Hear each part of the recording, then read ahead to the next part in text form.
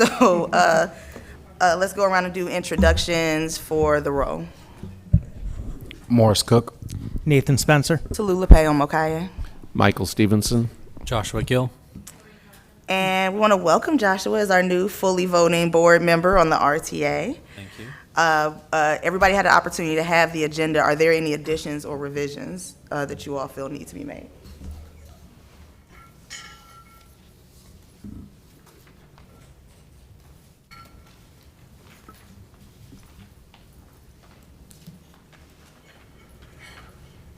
Is there no February minutes?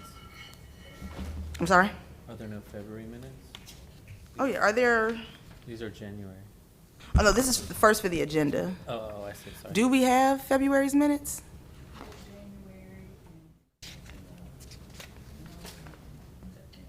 Okay. But not the Generally, the minutes are pretty much correspond to our operating reports, so they're on a little bit longer lag than next month. Okay.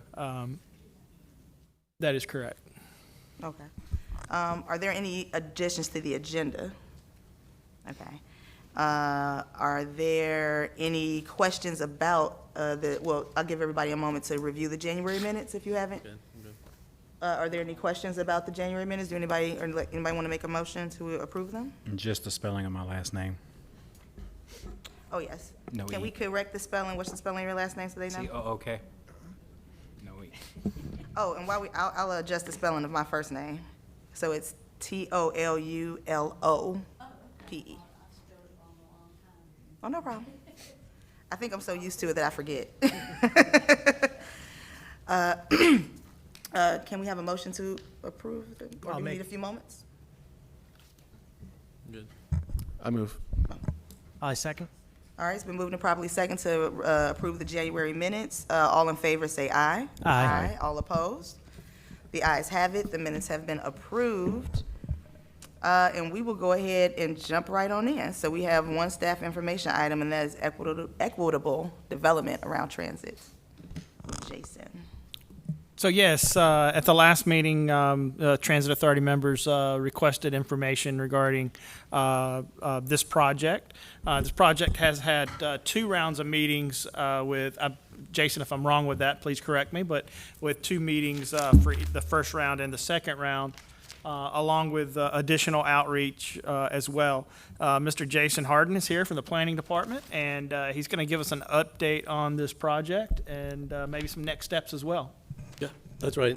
Thanks, David. So good afternoon. Do want to leave some time for some questions, but thought it would be helpful to run through the goals of the project, what we've heard so far, and where things are headed in terms of recommendations and next steps. So the fundamental purpose, a couple of huge issues going on. One is that Raleigh, Wake County, the whole region is a place where people continue to move for jobs, opportunity, education, chance to live in a welcoming, diverse city, just so many reasons that are keeping people here and drawing people here, dozens per day. Secondly, the Wake County Transit Plan. It's the biggest investment in transit in the city's history. And these things together happen to fit really well, but it does involve a lot of thought about what we want to get out of transit and how we want to accommodate the people who are choosing to live here and work here. This plan is thinking about 2 big questions.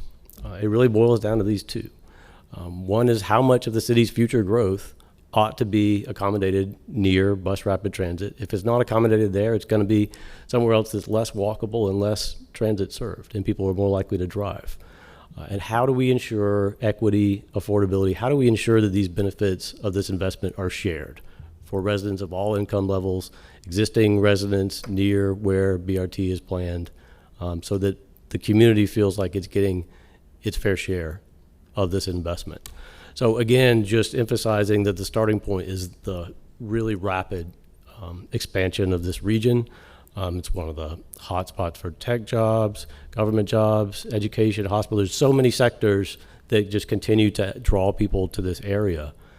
And over the last several decades, we've seen a lot of growth, but it's been a particular kind of growth. It's been very much an outward growth. If you look at how the region is urbanized, And that's 2010, and 2020 will look like another big jump outward. That's been traditionally the way that this region has grown. And that's starting to have some pretty significant implications, environmental, air quality, and most definitely housing affordability wise.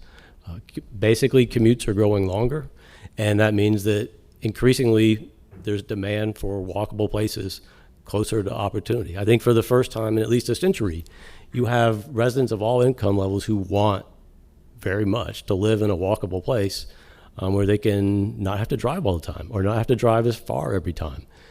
And I don't see anything that rolls that back. It's something that by and large is a good thing, but it has some pretty significant implications and complications that this process is trying to think through.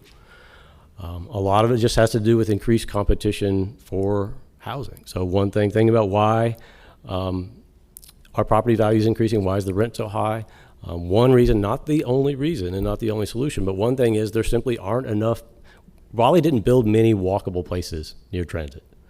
The core of the city is pretty small. Most of that, from those maps that we just looked at, most of the growth and development has been in a different kind of way, a more auto-centric way. That's where most of the homes are and many of the jobs.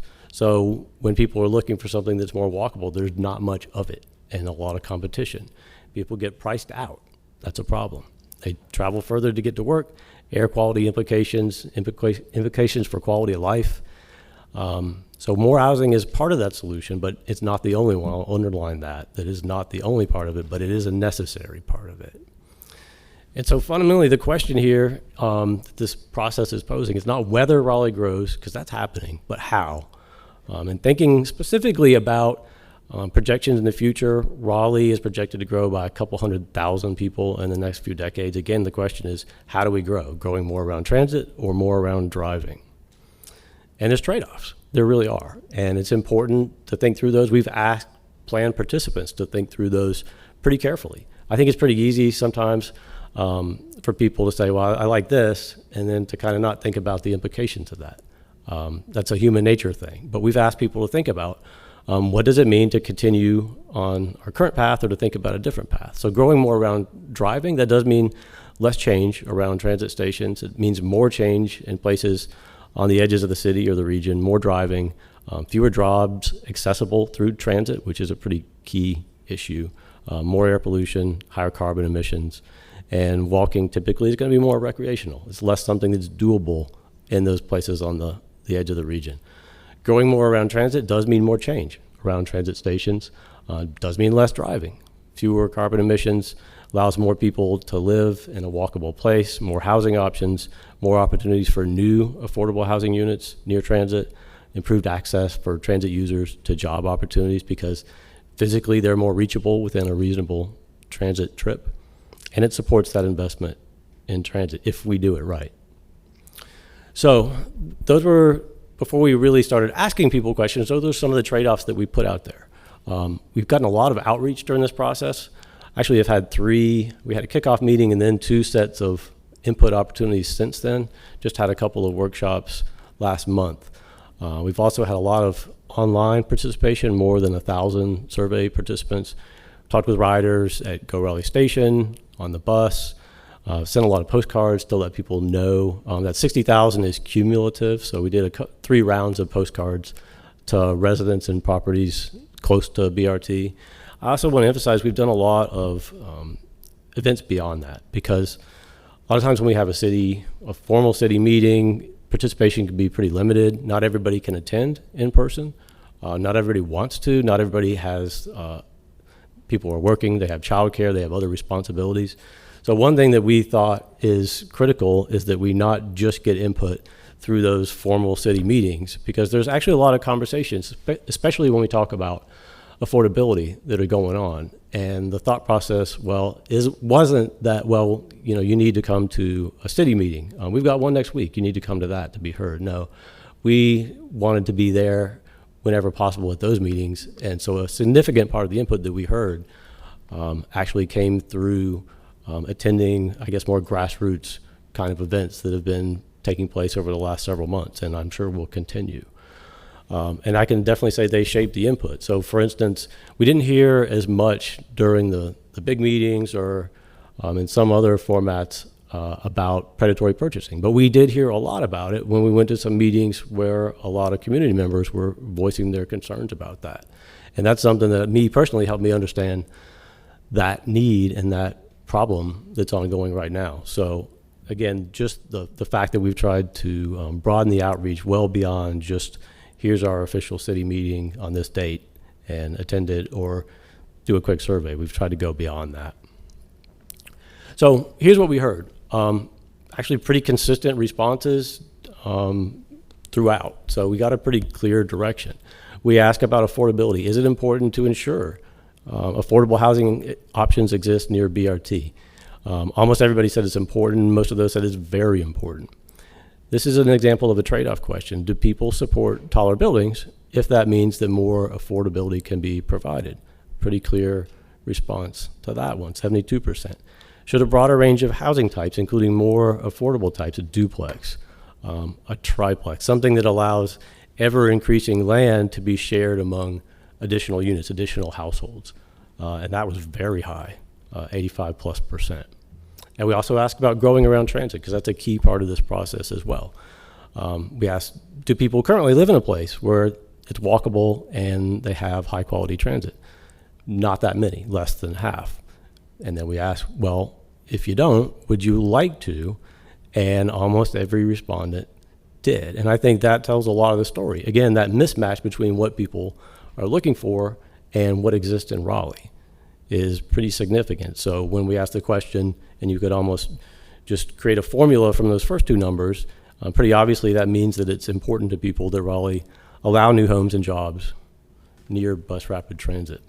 So we did try to get specific, and I want to emphasize that part of the goal of this process is to set a foundation for some very specific station area planning processes that we envision beginning later this year. And that's where, for a certain station along each of the corridors, once we have those locations, we'll work very closely with the community in that area about what makes sense in terms of height and uses, what's missing, what would you like to be able to walk to that isn't there, and maybe we have the power to incentivize. Where are some really unsafe places right now where you feel uncomfortable or unsafe walking to transit? They're all over the city, and we want to understand better where those kinds of places are, where there's a lack of a crosswalk or speeds are too high, things that we can address. But that said, we did want to go ahead, and it's pretty abstract to say, should we grow more around transit without giving people a sense of what that looks like? So we created some different scenarios. What percentage of future growth should take place near transit? And they envisioned that in some specific types of places. So places, and I'll show you some examples of what they look like, but places where you have a larger existing commercial center, probably with a lot of parking, dozens of acres of a strip mall plus parking, essentially. And that would be over here, this idea of more of an urban center. And then there's places that do have a mix of uses, but a little bit more neighborhood scale, and that's this side of things over here. So we did 3 scenarios and showed some examples of scale for each of those places. So one was kind of don't change anything at all, retain the existing zoning, which is mostly 3 stories once you get out of downtown. And that would accommodate less than 20% of the city's future growth. Means, again, not a lot of change, but not a lot of additional housing and job opportunities around transit. There's a medium scenario where on some of those more neighborhood scale places could go up to 4 stories. In some of those larger centers, think New Bern Avenue east of 440 could go up to 7. Or the Western Boulevard Kmart's another good example of that larger type of center. And then a bigger scenario, grow around transit, where at the core, at least of some more neighborhood areas, up to 7 stories and up to 12 stories in those larger centers. And that would accommodate still not a majority of future growth, because we're always a large city, and there's still going to be growth, North Hills, Crabtree, and lots of other places, but can accommodate a pretty significant percentage of future growth. And so we did, again, show some examples of these kind of places. So this is an example of what would be considered to be an emerging urban center. So this is east of 440 along New Bern, a lot of parking, a lot of existing shopping centers. I'm not sure why some of those photos aren't showing up all the way. And this is New Bern, a little bit closer to downtown, example of a neighborhood center where you have That's the federal building there in the background that's 7 stories. So a little bit more neighborhood scale. And then some stations, I just want to note, probably wouldn't change much at all because of what's there already, like Dace Park, or they may change, but it's not something that zoning necessarily or the city necessarily will have a great deal of influence over, so NC State or Wake Med and so on. So what did we hear? Those 3 scenarios, and we asked people to pick one. So don't change was not very many people supported that. The medium scenario, about a quarter, and then the larger one, a very large majority, said that is the best scenario for Raleigh. So that is thinking about that first question. Remember, 2 big questions, growing around transit, and then the second one, just as important, is how we do this equitably. And so there's a lot of recommendations here, and I'll talk about the timeline and next steps. But these are what right now would be in that final report, and they'll get a little bit more fleshed out with some budget recommendations as well. But these are the big picture ideas of what the city needs to do to make sure we have some equity and affordability there. So one would be thinking about zoning. Traditionally, zoning historically has been often used for exclusion, requiring very large lot sizes for someone to live in a particular place. Or not allowing more affordable housing types, such as apartments. So the idea here is to flip that on its head and to use zoning as a tool for inclusiveness rather than exclusion. And specifically, it's the idea of a zoning bonus. I mentioned before that the current zoning outside of downtown on all these corridors is 3 stories. So, and that would remain. However, if someone included some affordability as part of their project, this would give them a bonus in terms of height. So potentially up to 5 stories. So 2 additional stories, significant portion of affordable units that otherwise wouldn't have been the case. And some cities have tried this with limited success, to be honest. But we've hired some consultants to analyze the conditions in Raleigh, and they feel like this would work. This would produce some affordable units that otherwise would not exist. But that's just one tool, and there's multiple other tools, and I'll talk about funding in just a second, that we think need to be either created or expanded. So one, directly acquiring properties for affordable housing. The city does own properties near the corridors, including some significant amount of land on that southern corridor, but acquiring more is going to be important on each of the corridors. Tax burdens are huge. I know reassessments just came out and probably surprised people, and I think that just highlights the urgency to create a program that addresses this. Raleigh City Council recently heard from the mayor of Durham and their earlier effort to try to do this. He felt like it was not particularly successful. They had trouble actually finding people to take advantage of it. I think it will take some thought to create a program that works and is used, but I think it's imperative that that happen. And I think this plan underlines that that's just a key part of this. If someone can't afford the property taxes and they have to sell because of that, that's not their choice. And I think what we want to preserve on these corridors is choice and not being forced to do something that people don't want to do. Looking at reduced fees and expedited processing, which can often be significant cost and delays for affordable housing projects. Keeping existing residents in place, so that's an existing program, serves a modest number of properties, low-income residents each year, but expanding that, especially with an emphasis on the areas near BRT. And then again, that musical chairs, that horrible game of musical chairs that happens when there's simply not enough houses for people who want to live in an area. So allowing more homes so that newer residents aren't competing with existing residents for a limited amount of housing. But several other programs. I mentioned the anti-predatory purchase. So I think that's crucial. We have done some informational efforts. I think they need to be stepped up. I think people need to be as aware of the programs that the city offers and that help keep people in their homes, the rehab and the future tax benefit programs, as they are of the ability. You see signs, we buy houses, but do people have the same amount of knowledge about the programs that can help them? And critically, do they have the knowledge about the value of their property? It's critical that we prevent people from taking advantage of people in this situation. expanded legal assistance for tenants. I think there's some potential for working with local pro bono for local lawyers who can provide the service for free. Also looking at a formal program that can provide legal assistance. Ways to use bus rapid transit and some of the programs that are happening to also build skills. High school internships and using local workers where possible. And a lot of focus on small businesses because there are businesses on these corridors and the challenge is going to be the rents are going up. And I think that is less tied to BRT than the fact that these are, again, desirable areas where people want to be.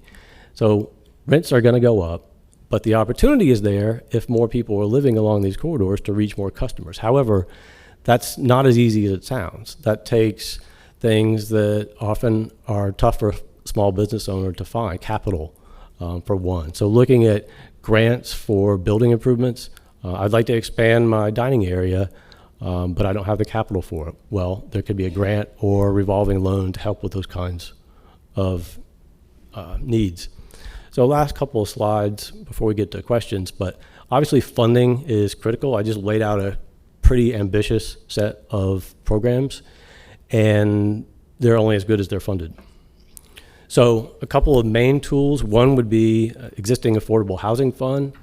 So there already is funding for that through property taxes, but a big potential expansion would be through the potential affordable housing bond that would likely be on the election this year. So that is pretty important to actually funding a lot of these programs. Also, I think there's potential for tapping more community organizations, corporate organizations for funding as well. And secondly, this is a new thing that we've called the equity fund. And the concept of the equity fund is that there will be changes along these corridors. But there's a way to ensure that those changes actually can address some of the issues that are happening along those corridors. So new property tax revenue from new developments, taking a percentage of that and plowing it back into equity and affordability programs along New Bern, along the southern corridor, along Western. I think that's probably mostly affordability, but there's other uses that it could be put to as well. It could be pedestrian safety, support for community organizations, public art. I think there's room for that, although my hunch would be that affordability would be probably primary among those. So next steps would be a final report with some basically the recommendations that we've walked through here today and a little bit more specifics in terms of funding and options for funding. Second, we talked about the affordability bonus. That would be a zoning change. Again, looking to the report will recommend applying that this year directly along the corridors. And then I also mentioned planning around stations. So that would be the next big step,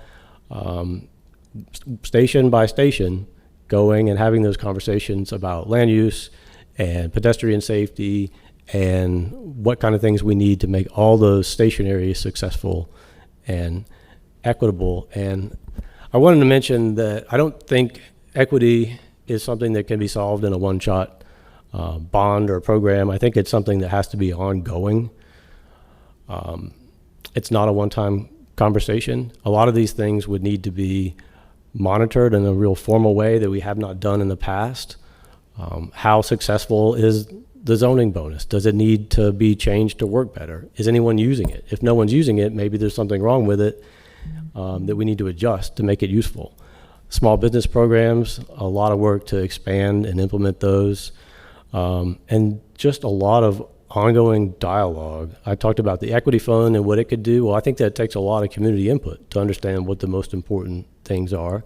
And just broadly beyond that, I think there's a lot of conversation that's going to need to continue to take place about how we get the most out of this investment, both in terms of transit ridership and clean air and carbon emissions, but also affordability and equity. So that's not a conversation that's going to stop. It's going to continue. So that's what I have, and I'd love to answer questions that y'all might have. Thank you for presenting to us. I have a couple questions. So, are the equity programs that you're looking to that you were currently talking about, are they currently in place, or are they suggestions? Some are in place, like the homeowner rehabilitation program, and the recommendation is to expand that. Some are currently not in place, such as the low-income property tax assistance. We would have to create something. So I do think there would be some work involved. We want anything that we create, we want to do it right, and we want to make sure it works, and especially where we have something to draw from. Some examples from the city of Durham, for instance, is a great one. What they've learned, and actually they're already working on starting up a new version of that. So I think they've been able to put some thought into that, and if they have something that they feel like is really working, then we can learn from that. But to answer your question, yes, some of them are in place, some of them would have to be created. So I've gone to a couple of the EDAT presentations, and I went to the last one that you all had at Martin Street Baptist Church. But, and you mentioned briefly, this presentation is a little bit different than that one. And you A little mentioned shorter. briefly at that, at that meeting about some of these services. But the times I've gone to them, I haven't seen people who are representatives that work for those organizations that provide those services. Is that something that you all have done and I've missed, or is that something that you all could add to your to your thing? Yeah, no, that's a great question. I think the answer is both. So we have been meeting with housing providers or legal service providers to get ideas, to understand better what are some things that the city isn't doing right now that we can do. But I also know that we need to keep doing that and make sure that we're not missing some idea or program or funding source that would be helpful. How are you working to engage? We know that engagement kind of sucks across the board for the city in general. What are your efforts to to engage some of the population that's being affected by some of the moves? Yeah, it's a good question. It's something that the city is wrestling with. I think every city is wrestling with how we can do the best job of reaching people, particularly people who we really want to hear from in a particular process. And I don't think we always reach that goal, honestly. I think that the old format of a meeting on a weeknight did not work very well. It's something that's still necessary, but we know that we have to go beyond that to really hear from people. So I mentioned that while we have the meetings, the in-person meetings, and those are great because that does allow for more time and exchange of ideas, it's not enough. So online surveys do expand the reach that we have pretty significantly.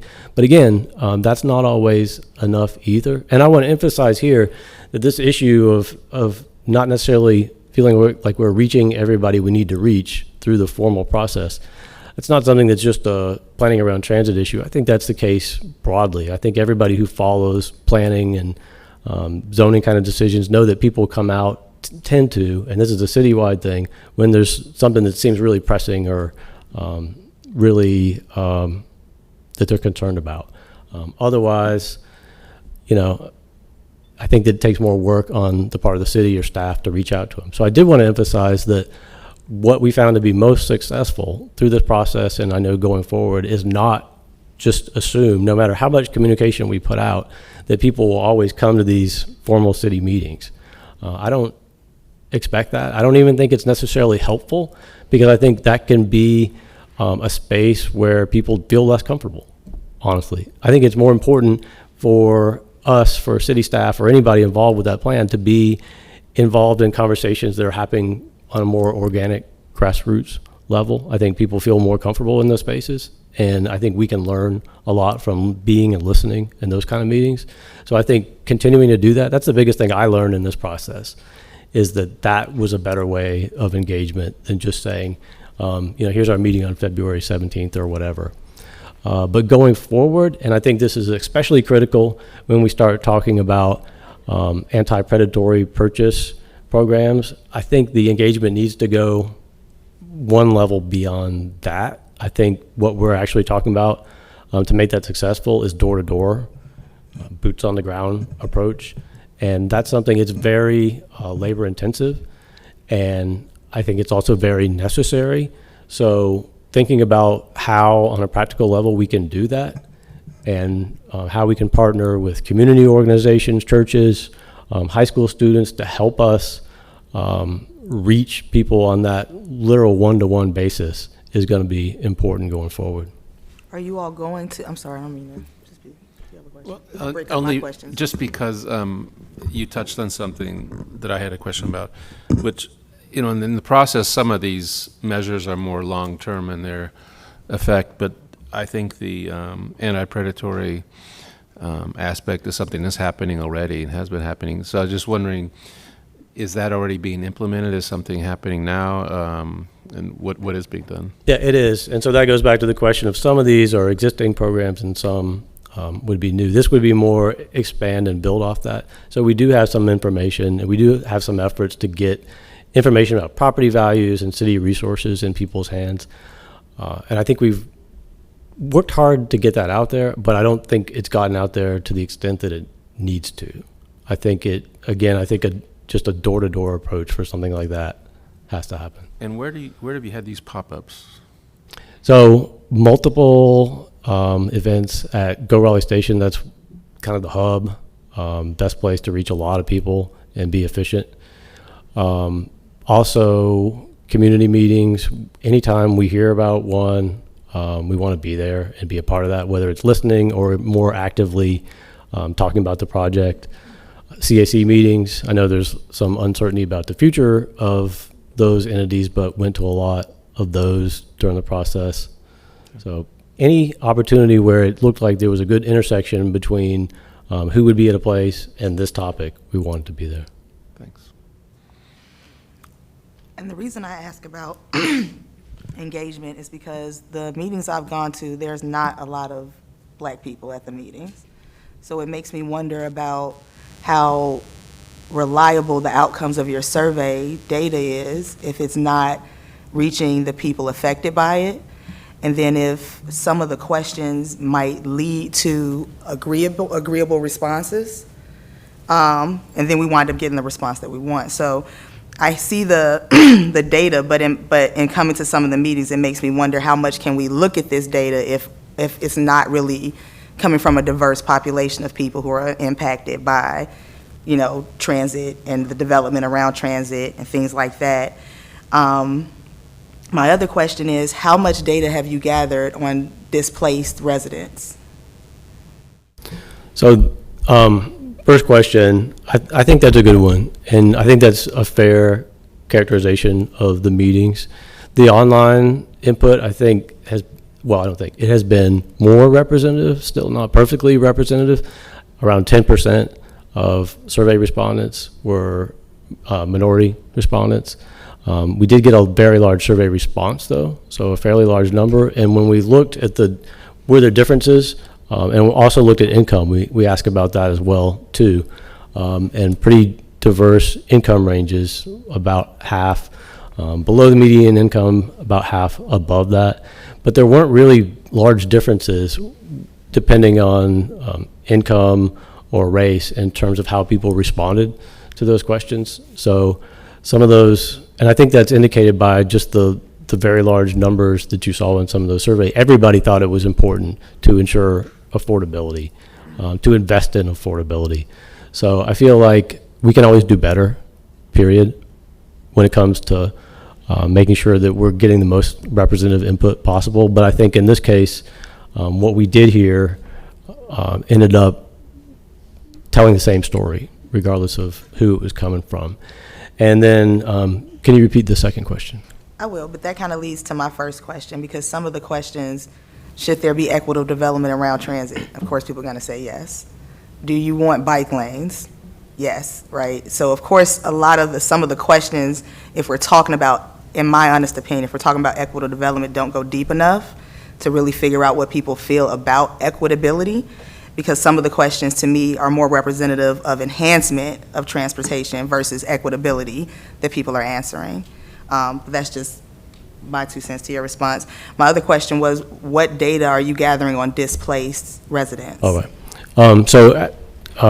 And I'll remember the second question this time, but one note about the first question. We did have some more specific questions that talked more, that made that trade-off more clear. Should the city invest in affordability near transit? So I didn't show that, but we did ask some that explicitly asked people, would you give up something through a bond or taxes to be able to provide affordability, and got strong responses on those as well. Did you ask- So Is there a question that asks how people feel about people being removed from their homes to create better transit? that was not asked specifically. I think that, I mean, just being in a variety of But- questions and not us getting questions that we're gonna get warm, fuzzy answers from. Like, people are gonna agree with certain things, and that kind of leads us to say, hey, we're doing all the things right, without saying, are we asking the right questions to really get to what's really going, the meat of what's going on. I'm not saying the questions you're asking are wrong, but I'm just saying, are there other questions we could be asking? There are other questions we could be asking to make sure that we're getting to a more truer sense of what's happening about equitability. But the other one was around displaced residents. Right, and that's another good question. I think that's something we've done less of in the past, to track affordability and monitor it. We have to have that fundamental data to be able to understand the problem. So one of the things that we've done through this process is some like sort of state of the affordability, an audit of both subsidized affordable units and naturally occurring or non-subsidized, but housing that's still in good condition, but is relatively more affordable because it's older. So to get a sense of what's existing, so that going forward, we will have more of a sense of what's changing. And are these strategies successful? Are these strategies enough? Or are we continuing to lose more and more units, and something needs to be turned up to make sure that that doesn't continue to happen? So tracking it in the past, I wish we had a great data set from 10 years ago that might be a little bit more helpful along those lines. But going forward, we're going to have the ability to see what's happening along these corridors and beyond these corridors too, because it is a citywide issue.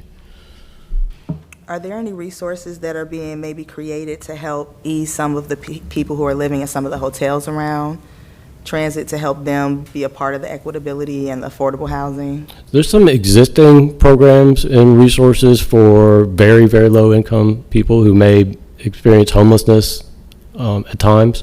It's not something that this study has directly looked at. And if you think that that's something, if there's a sense that that's important, then I think that is something that this last phase before the report can think about and begin to address. I think that as we wrap the report, I mean, and agree with me, disagree with me, rebuke me if you feel, but I think that as we wrap up the study, really finding out how housing, not future housing, not just what people want to see, the warm fuzzy, of course people want bigger buildings, but like how it's actually currently affecting people, so that we can have a more rounded view of how we should move forward. And we need a good, clear view of what the negative that's happening, you know, more than in addition to, you know, people agreeing with the direction we're going in. And my personal last question is, the consultants that you all are hiring to be a part of this process, are they themselves and the company diverse? Do they have not just people of color as the general, but the people that directly look like the people being affected by this? A lot of times we get consultants that are out of touch with all the the ideas of what's going on in the community. They may be very much in touch with transit or very much in touch with planning, but not much in touch with housing, not much in touch with poverty or things like that, so they can actually make more well-rounded suggestions. Are you all making sure that you hire consultants that are diverse, and that not just from the company, but that those working on the project themselves are diverse themselves? Mm-hmm. Yeah, that's good. I think both on a city staff level and in terms of our consultants, we always want to have a workforce that looks more like the communities we're working in. I think that's important. I think it's helpful. I would say that for this particular project, the housing consultant, HRNA, has a pretty deep background in Raleigh and in the issues in Raleigh and Wake County, because they worked on the Wake County affordability plan that concluded a few years back. So I think they understand. I think always diversity in staffing can be better. Jason, what was that company again? HRNA. HRA? HR and A. And They based out of Raleigh or where? They have a Raleigh office. Okay. Yeah. Thank you. Sure. I don't want to jump. Okay. Within the data that you showed, I had a couple questions.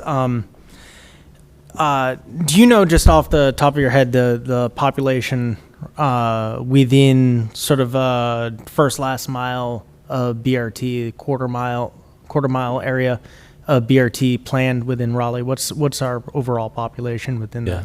Well, it depends on exactly where you draw that. I think we tend to think in terms of walksheds, but 20, 30,000 Okay. ish. Is that just New Bern, or is that overall, the Overall. entire? Okay.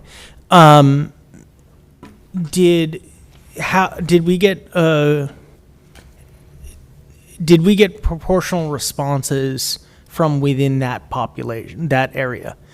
When I'm looking at sort of responses, I mean, someone's concerned, no matter frankly what they look like or what their experiences are, if they live elsewhere outside of an area that's affected, I think they will come to it from a different perspective. If they're directly affected by something, their responses may be different, or if they're not, that's maybe more useful for our understanding. So do you have breakout data? Have you broken that out and really figured out where those responses are? Yeah, that's a good question. So we didn't get down to quite that level of address. And I would actually have to check to see if on a zip code level, to what extent that correlated with people living in the area near transit. I think, though, because the primary method of communication on this, not the only one, but the primary one was mailing to people who lived within a mile of the corridor. Those were the people, and we did methods that went beyond that, citywide, emails and media and so on. But that primary method focused on the corridors. So I think that the response that we got would be reflective of people living in the corridors. So the mailers had a tagging that if someone went to the address to fill in the survey from the mailer, it would identify that they got a mailer versus someone who got it, say, off Facebook? No, we didn't have that. Okay. How long has this study been going on? I'm sorry. The plan process started last summer, and with a kickoff, then there were 2 community workshops and pretty big survey effort in the fall, and then the 2 community meetings just last month that you attended. The one on Saturday was the last round of input. Have you all tried to go to things like the African American Cultural Festival or the kickoff to the Cultural Festival at the museum, Latino Chamber of Commerce? Have you all tried to go out to make sure that we're getting, have you all done those sorts of things, or have you all kind of relied on doing your own pop-ups and sending out engagement and hoping to get people in? Yeah, definitely trying to do both. So Southeast Raleigh Community Strategy session, that's one that I learned about during the process of this project. When I talked about more grassroots efforts to address affordability and equity, that's a good example of one. And any other similar kind of, and there's a couple others where there were a community, I guess you would call organizations, that focused on those topics, and we were there at their meetings to be able to mainly listen, but also let people know at least about the process. So yeah, it's definitely something where we want to reach beyond just the basic level of input for a planning process, and we look for suggestions too.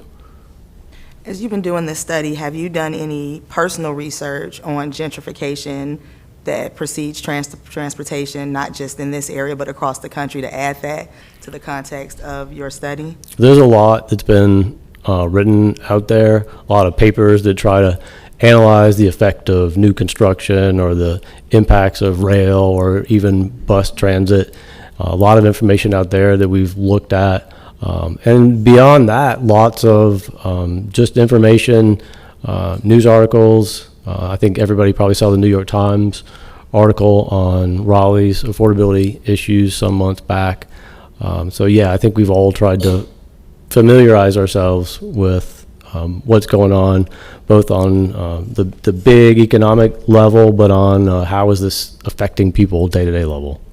And when you look into gentrification, how has that played into how you go about the surveys and the pop-ups and engagement? Yeah, it means that we need to work really hard to reach people who are being affected. Thank you. One last comment that I have on my notes. Something I keep hearing about the rehab program and is concerning is that the rehab program has a 2 to 3 year waiting list now because it's extremely popular, not because it doesn't have the money, but because there's not enough people to do the work, the rehab work. There's not enough contractors that are willing to take those things. As long as we're making recommendations and we're putting stuff in, Wake County just took a stab at something called Wake Works, really expanding HVAC and working with Wake Tech and stuff like that. I know that we already have a program to help train folks in doing rehab work on homes. I'd like to see us look at expanding that, maybe working within Wake Works, putting some money behind it, even if it has to come from, say, the affordable housing bond or something, that draws people from especially communities that are affected by gentrification and displacement. I recently, someone referred to it as a 2-for-1 deal, that if that one person can basically become an apprentice working in this area, earn a paycheck at the same time that gets them to a point where they're no longer considered within the lower income affordable housing needs, and also can help rehab someone's house, then you've gotten 2 birds with 1 stone. So if we can expand looking at that and helping people, that would be really great. Yeah, it's a great idea. So I skipped past that pretty fast in the presentation, that line about U-Skills and local workers, but that's a great example. And I had not specifically thought about Wake Works. That's a really good example of something that maybe even very specifically the report could take a look at, using that resource and expanding that resource for the reasons you mentioned. And you did mention briefly helping small businesses and youth employment. And I do think that's also very important, that it's not just providing affordable housing stock, but it's uplifting the entire community and sharing in the economic growth and prosperity. So I think that that is the other side of the coin that should be part of this process. I agree. And the reason why we are asking, and the point questions that I was also asking specifically, and the questions that they're asking, the point questions they're asking specifically, is because as we go through this study, and if this is something that we're going to present forward for the future, for transit, for development, for things like that, we want to make sure that all of those questions are being answered in the forefront. We want to make sure that the people most affected are being engaged intentionally. We want to make sure that we're knowing numbers around displacement.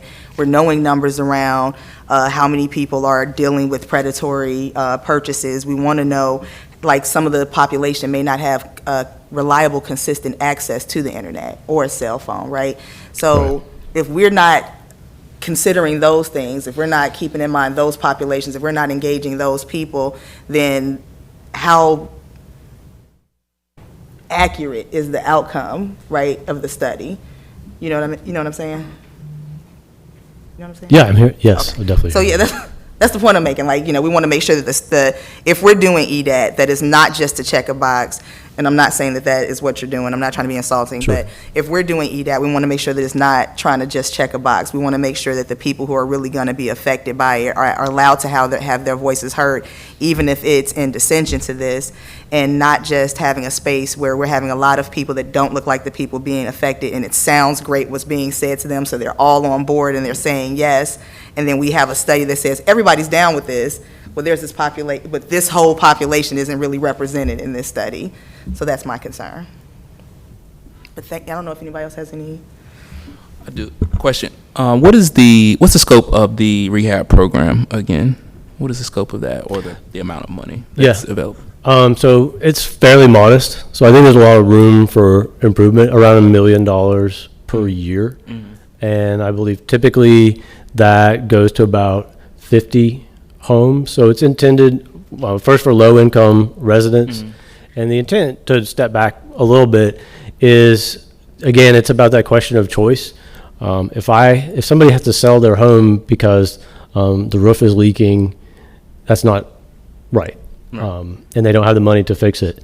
And so it's intended to address that kind of situation where the HVAC doesn't work or there's a significant problem like a roof leak. So you could be looking at kind of 20,000, 40, 50,000 kind of repairs that are very, very tough, if not just impossible for a lot of existing residents to make. And I think those are often the times when people sell their properties. And I guess some people might consider that to be a choice, but it seems like a forced choice to me. If you had to sell it because those resources weren't there to address that or to address a property tax bill that's come in. So I think it's fundamental to provide people with those kind of choices by not letting those issues be the ones that cause people to make a decision. But anyway, yeah, your question was the Specifically, scale of it. what's the cap as far as like, Mrs. Smith, her home needs a roof, maybe needs a HVAC address. How much does she get? Is it driven by what's needed,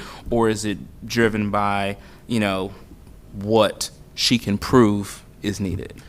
I would probably hesitate to get too specific. Housing and Neighborhoods implements that program, so I don't want to get too specific about exactly how that process works. But it's based on if there's a critical need. So there's no cap. That's what I'm trying to get at. There's no cap.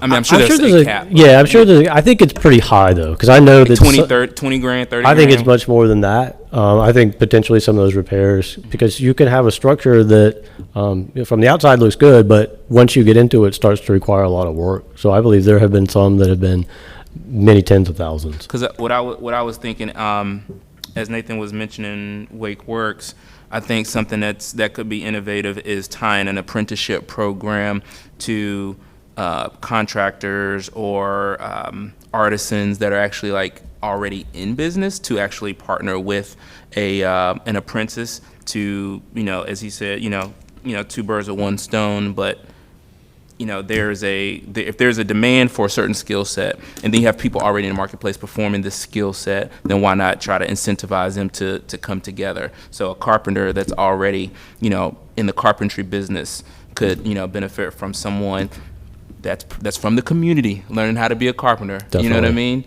And like that actually being in the language of like what's out here. Because I just know a guy who actually just went out on his own to be a carpenter. He was just working for someone, and then now as things start to progress off of Southeast Raleigh, now he's positioned to actually to operate. But I think there are a lot of men and women in Southeast Raleigh that would probably like to know that there are people that are willing to teach.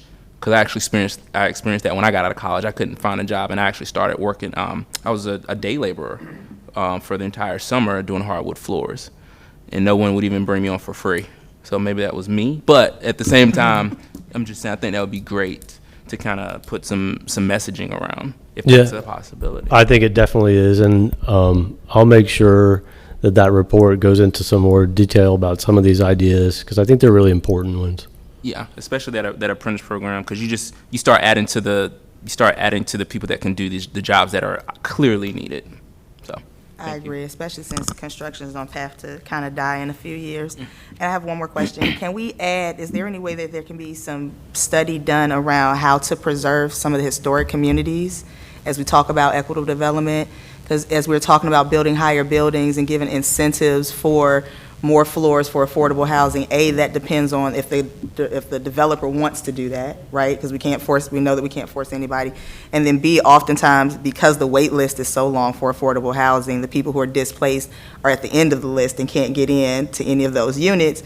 Or C, oftentimes those affordable housing units go to veterans and seniors. While that's important, some of the people who've been moved out don't have that access also. So if there's an opportunity to figure out ways to preserve, not all possibly, but at least some of the historical communities that are around the development, that would be, I think, key also.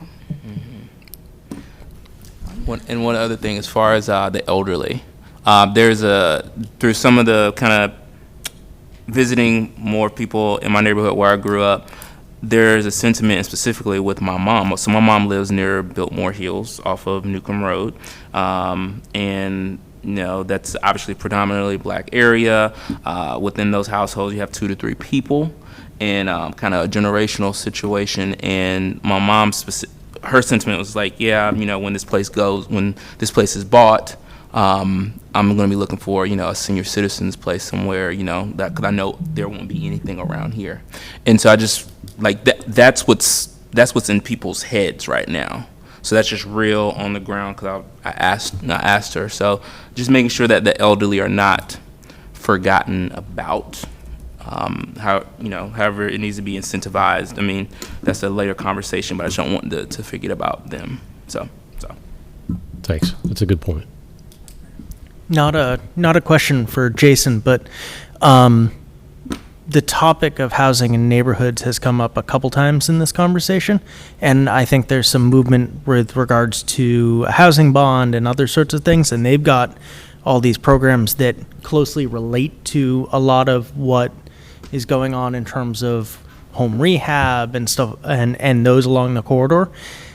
I think it might be valuable for us to do a similar thing as we just did with Jason, to have that department come and speak to us and allow us to do a presentation on what they're currently doing and allow us to ask them questions, because I think we're getting a really good picture with the equity development around transit, but there's another piece missing of what's currently being done and what other sorts of programs are there. I agree.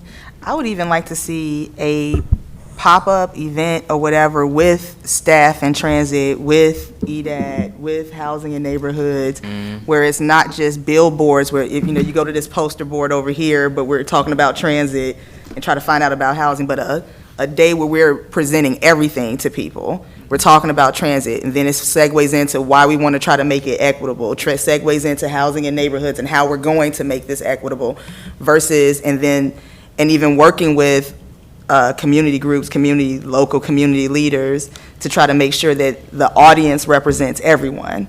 I think that would be something I think I'm sure staff, because they're always happy about making sure the community is looked out for.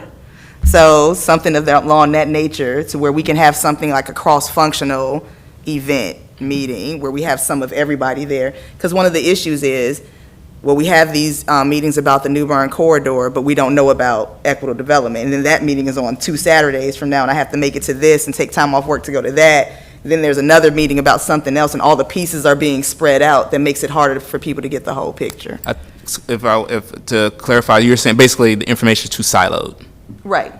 Yeah, I think because when you start mention neighborhoods, I was like, oh, that's another organization. And so it's to her point, people have to kind of okay, they handle this, they handle BRT, and then there's this this EDAT thing, and then there's there's neighborhoods too. It's well, what is that? Yeah. And would the goal be to just increase the engagement, or to get everyone in one place to just kind of Both. So not only to increase engagement, but also to see if we can get as many questions that might come up answered of things that are relevant to each other in one place. So you don't have to come to the BRT, down New Bern meeting. Okay, I got this piece. Okay, I understand that the BRT is coming. This is the layout. This is what it looks like. But how is this going to affect me? Oh, I don't know. And then somebody else might know there's a meeting coming up with EDAT, maybe don't. The same person that maybe took some time off from work, because we have to think about those people that don't have the privilege or the luxury to, in the middle of the day, go to a pop-up, or even early Saturday morning, go to a pop-up. So be able to get them when they're maybe they work third shift, right? They're not getting home. Some of these are the people that, live in this area. So how are we going to make it? I'm just trying to figure out a way for us to make it more convenient for them to get the information they need, to be able to connect the dots, to be able to then answer those survey questions with more informed answers versus focused answers on this thing here without thinking about all the other parts, if that makes sense. Yeah. Yeah, and I think that's a good point. One thing I would note is that we have tried, and there's a blizzard of meetings out there, right? There's meetings about the housing 5-year plan. There's meetings about this. There's meetings about the specific transit projects. There's so much, and I think it's there's a lot of opportunity, but I actually think it's difficult for people to figure out where to be and how their voice is going to be most meaningful. But I did want to mention that at least with the bus rapid transit planning, one thing we have done, is anytime we have a meeting that has anything to do with bus rapid transit, whether it's designing the southern corridor down to Garner, or whether it's thinking more about equity and development, is to make sure that if somebody shows up, we're not saying, well, you need to go to that meeting 2 weeks from now because this one's about the southern corridor, to be there for whatever questions arise. So I think that's been successful, but that said, there's a lot more out there that I think is also part of the same broader conversation, and I don't think we've ever had a meeting that quite did what, or event that quite did what you're thinking about there, which I think would be helpful. Thank you. Well, thank you. If we don't have any other questions, thank you for presenting. Thank you. So from a staff level, we will take that information regarding housing in neighborhoods. Many of the elements that Jason talked about, especially some of the home loan programs or home improvement loan programs, they administer those programs directly, so they would have information on caps and all of that. We'll be glad to gather that information in an interim, but they would have firsthand knowledge of all of the ins and outs of each of those programs. So we'll be happy to set something up. We'll shoot for next month, but certainly as soon as we can get them in, we'll certainly do that. Thank you. You mean just to have them here to ask them questions about? Yeah, maybe, I'm sure that they've got a general presentation that talks about everything from their existing programming to some of the bond information that may be out there as well. So we'll be bringing that information, hopefully we'll ask them to bring that information in April, and hopefully they can be here, if not, as soon as they can. Thank you. Thank you. All right, we have one public comment and we're a little behind. It is now 4:40, so I apologize if Aisha Madison for having to wait, but I'll go ahead and pause this meeting at 4:40 and open the floor up for public comments. And our only public comment is from a Miss Aisha Madison. Can you come to the mic and state your address? And what else? Your name and address. Yes, my name is Aisha Madison. Address is 2440 Centennial Ridgeway, apartment 104A, Raleigh, North Carolina 27603. Just have a quick comment. I've been attending the RTA meetings for, I think, about roughly 7 months. And the one thing I've seen that I just want to say to RTA specifically is I feel like you all are listening to people and you're interested and you're engaged. It's one thing to see it on the outside. You just might see this is about BRT or improvements to transit, things of that nature, but it's another thing to actually see it in here, to actually see that you're not only interested, you're interested in how it affects people. You're asking those questions. It means a lot to somebody who is a citizen or even just uses the buses just to get here, to feel like that they're being heard. And to actually see it progress out there. So the thing I just want to say is just thank you. That's all I want to say. Thank you. Thank you. Yeah, there's a lot of bat swinging and fighting on this end. No. But thank you. Thank you. We are trying. I appreciate that. So that wraps up our, I actually appreciate that. Yeah, that was great. That gave me a warm fuzzy. I appreciate it. Thank you very much. All right, so we will bring our meeting back to order at 4:42. All right, the next item of business is Route Committee, and we have a couple action items. The first is the chair of the Route Committee. Oh, okay. So we have a couple items moving forward. One is with regards to Garner.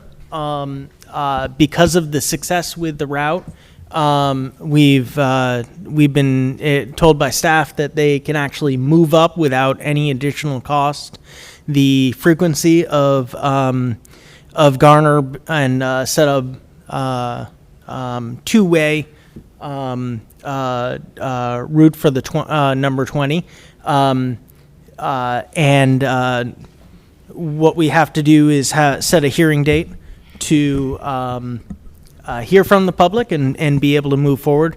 Their recommendation was to do that at the next meeting, April 9th, if I'm correct. So the question is do we have any questions here on at the table regarding increased frequency of Garner, and do we need to hear from Morgan on that? If not, is everyone okay with us opening up a public hearing in April to hear from the public on increasing that route? Yeah, I'm okay. That's fine. Okay.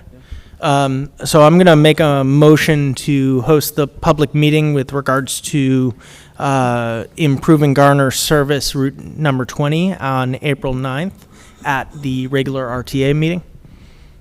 Do I have a second? Second. Oh. It's been moved and properly seconded. Oh, that's my part. It's been moved and properly seconded. Are you all prepared for the question? All in favor say aye. Aye. All opposed? The ayes have it, aye for myself too, on setting a public hearing at our regular RTA meeting on April 9th to hear about Garner Road service improvements. Awesome. Now, the only other stuff that we covered in the route committee meeting, we talked a little bit about the ECAB portion of the R line improvement. So part of what we're doing of our movement with the R line was twofold. One part of it was redoing the route so that it is faster and serves a population that the through marketing surveys we were told better improved it. The other was to pilot a ECAB service in downtown.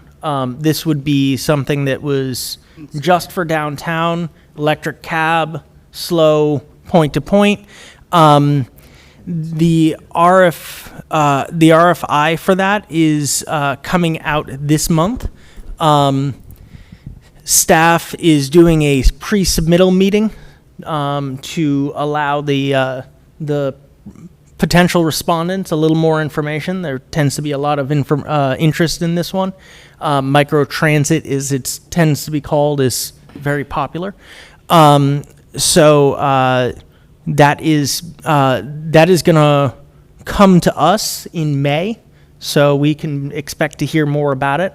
Route's going to continue paying attention to this with the help of Morgan and staff, and watching how we can help to improve this and watching the metrics. The other piece, the other two pieces were there was responses with regards to the annual work plan. That's going up for vote with TPAC, I believe, at the last yesterday. Was it put forward, the comments based on, or was that done at executive meeting for TPAC? I'll ask staff to certainly correct me if I'm wrong, but the comments are utilized to vet the existing proposed budget, which we presented to the Transit Authority earlier. So the TPAC has taken those comments, and now the budget is in committee. They'll be working through the comments to see if there are themes or major suggestions that drive them to think that something should be changed to the existing budget. That has occurred in the past with our budgets, so that certainly is a possibility, and we'll bring that forward if a change does occur. All of that would be done in advance of a May or June approval of the budget. Usually the budgets are approved by all three entities, being TPAC and the other two entities involved in that approval process in June, but it could happen in May if it were to roll really quickly. Okay. All right, that's great. And this is regarding the $114 million that is being invested in FY21 from the Wake Transit Plan money. And the last update was with regards to technology in the buses. something that's continually come up in our committee is the fact that bus information to the app is not correct. That there tends to be an issue with getting knowing where the bus is, but sometimes also knowing when it's coming and getting a better schedule. The app has been a difficult thing to handle.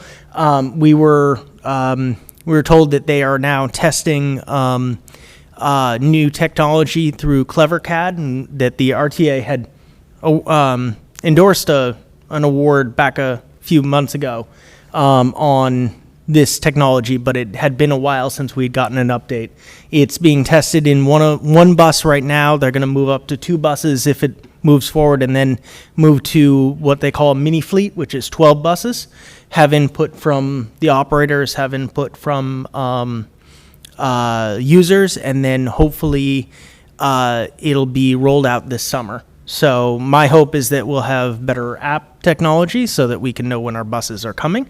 But also it's going to be helpful for operations to have an understanding of where the buses are and all the needs that they have. It will also connect nicely with the technology of the mobile apps for mobile payment. So that was route committee. I have a question. Nathan mentioned 114 million. I just don't remember that 114 million in the budget.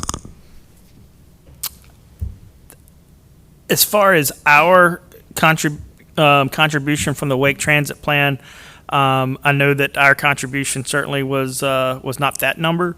I can try to pull that number in the next few minutes. That could have been a programmed overall revenue and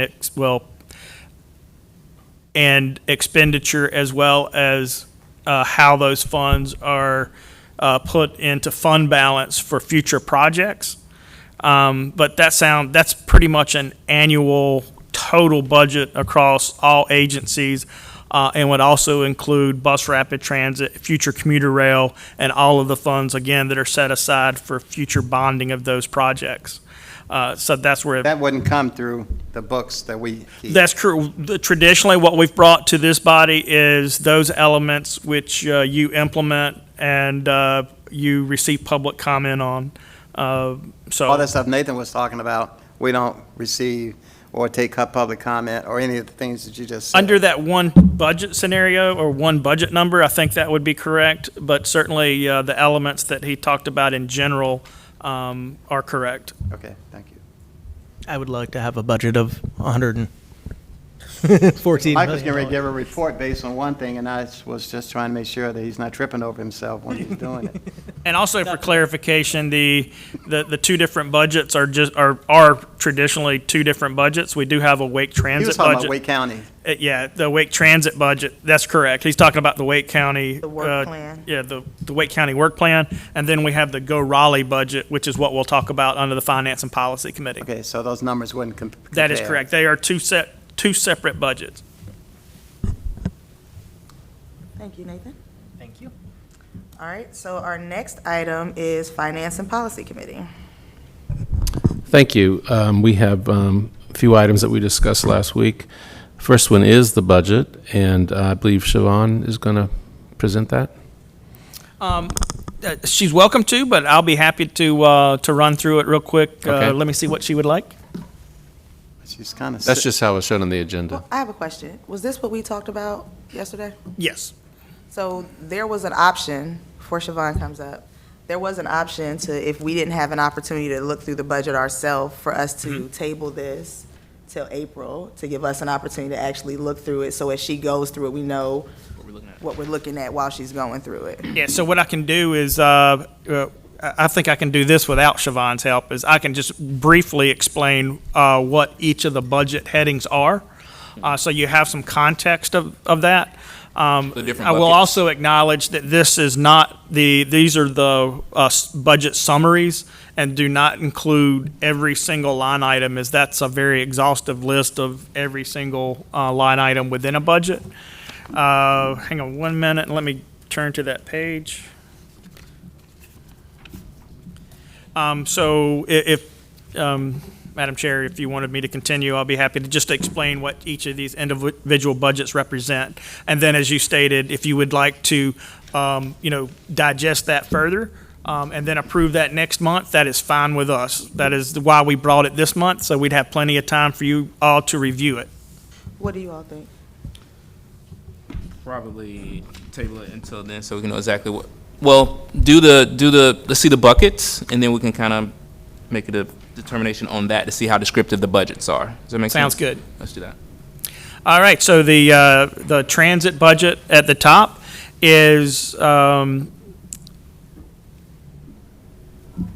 what you would think of as our primary mission, not our most important mission, but I'm sorry, go ahead. It's electronically in your agenda that you got electronically. That's what I just saw him looking for it. So Okay. Yeah, so it's page 23 and 24 within the full agenda. The transit budget itself is slightly under 27 million at 27.6 or 26.8 million for FY21 projected. That does come from a variety of revenues, being general fund and North Carolina Department of Transportation, fare box, and also advertising. That is our traditional transit or fixed route transit budget. So that is the Go Raleigh buses that you see on the street every day. That does not include the Wake Transit budget that also provides fixed route for Go Raleigh. So that's in a line item that we'll see in just a moment. The ART program, now known as Go Raleigh Access, affectionately known still in some of our documents as Accessible Raleigh Transportation, as it was known for many years. But this particular budget is for persons with disabilities and transports individuals under our ADA program. Those individuals that cannot ride a regular fixed route transit bus and qualify for our services can ride paratransit within our service area. We do about 1,400 trips per day on this program. It is a very large program. Again, it is required by every transit agency in the United States that provides regular fixed route transit services and uses federal funds and capital or operating to operate those services. Our next is our planning program. We receive our planning program from a couple of different revenue sources. One is state funds or 5303 planning or grant funds. Another one is, and you see that listed as NCDOT. The other one is our 5307 FTA planning funds. Those are formula funds that come to us, and we can use those for planning, capital expenditures, or flex those to some operating expenses. It depends on how we flex those, and depends on those two funding sources fund our planning program. The planning program conducts a variety of studies, as well as pays for the majority of our transit staff, and in cooperation with the Wake Transit Plan. TDM program, TDM, Travel Demand Management. So that is our two staff members that concentrate working with our employers in downtown, as well as other hot spots that they're assigned to. When we say hot spots, those are employment dense areas where we can actually work with those employers to reduce vehicle miles traveled by promoting other forms of transportation. That could be Go Raleigh, that could be Go Triangle, that may be telecommute, that may be walk to work, bike to work. So many options. They're not out there just pushing one mode. They want everyone to think about using something other than a single occupancy vehicle. So as long as that single occupancy vehicle mileage is reduced, they're successful. And so that's what their mission is. And they work with a variety of employers to look at everything from cash out parking to bus passes, as you've heard of the Go Pass programs, and other mechanisms to encourage those employers to promote alternative transportation modes. When you're mentioning working with employers to promote that, does that mean they help subsidize it? We do. So they do help facilitate the process where those employers can work with them to develop Go-Pass programs. Under those programs, those are employer-paid pass programs. The employer gets passes for their employees, and they have a rate that they pay. So it's almost like a contract rate that they pay to Like a through bulk the rate. program. That's right. But the employee doesn't see that expense.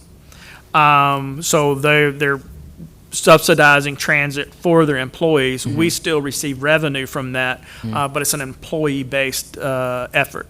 I was just in the light of the free bus fare, Yes. momentum out there. I was just wondering, is that something that could be massaged, or is that something that could be kind of like brought up to those persons that are very spirited about the whole like free bus fare? Yeah, most definitely. Great, thank you. Can I ask I Yes. know you're not quite done. I apologize, but are grants, I guess, are the federal grants included in here? For example, I see a BRT number 71, but I don't see it broken out by what amount Wake Transit money and what amount is federal. The other one is I know there's I heard talked about a TOD grant applied and other sorts of things. Are those all included in this this budget, or are those going to be add-ons if awarded? So our grants come in we view money or grants in a couple of different ways. They're in our world, they exist in three forms. They're capital grants. And so a single grant can be used three different ways. It depends on how you apply it. But it's capital, planning, or operating. For those elements that exist within these budgets, those grants are represented in here. And you'll see that reflected in the revenue descriptions where it says FTA capital grant, FTA planning grant, FTA capital grant, under transit program. So those are those types of revenues, and that means that we have not necessarily flexed those funds, but we have divided those funds in a way to meet the missions associated with the individual budgets.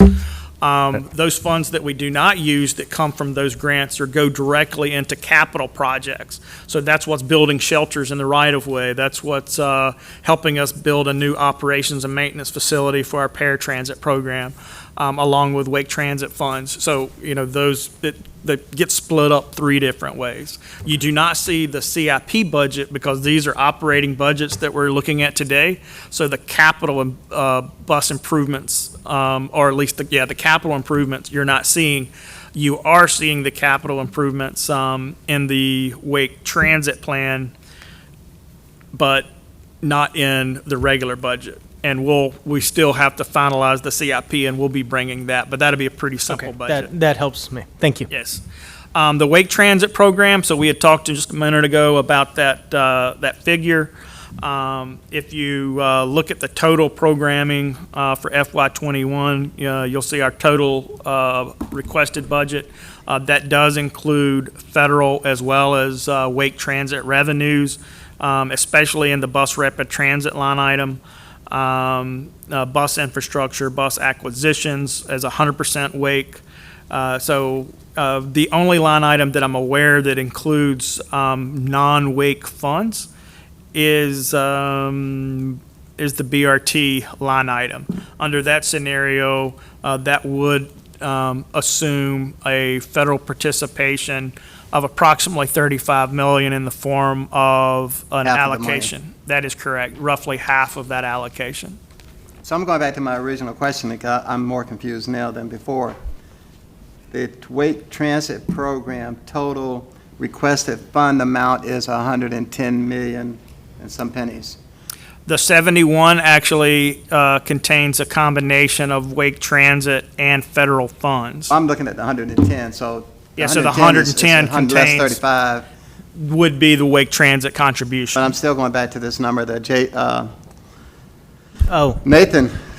my number included also the other programs that includes other municipalities and also Go Triangles portion of that. So it's 114 FY21, but that's the whole region. Okay. I wasn't, yeah, Raleigh is just one portion of all that.